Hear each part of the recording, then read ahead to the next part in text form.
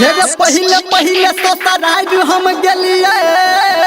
अच्छा गेली आ दूध दही से खूब नहलिए। आ त ससुराल में मानना है छे हे कौआ उड़ में ना उड़ बात सुनी है जरूर। हमरा कोनिया के मीठा सुन कुछो के नहीं लूर। हमरा कोनिया के मीठा सुन कुछो के नहीं लूर। कौआ उड़ में ना उड़ बात सुनी है जरूर। हमरा कोनिया के मीठा सुन कुछो नहीं छैलूर। हमरा मौगिया के मीठा सुन कुछो नहीं छैलूर। हमरा कोनिया के मीठा सुन कुछो नहीं छैलूर रे। अरे त तब का ना बिया क्या लही रे।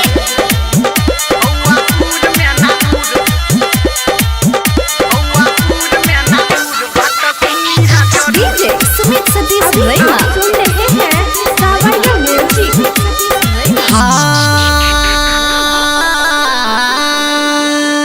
जिया बे जिया जिया हे रे दोसर बेर पहुँचलऊ जखने।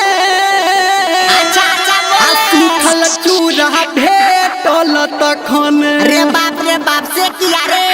कौआ उड़ में ना उड़ बात सुनी है जरूर।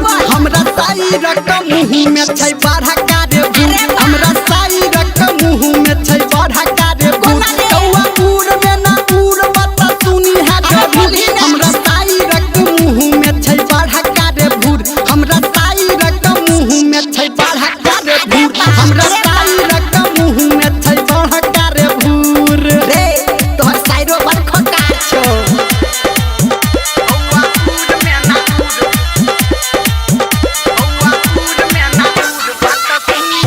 डीजे सुमित सतीश रैना मां गायत्री रिकॉर्डिंग स्टूडियो।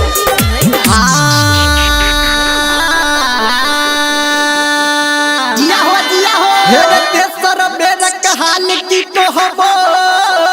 अरे वो कहिए आ बहुआ के पीछा हमर बहबो।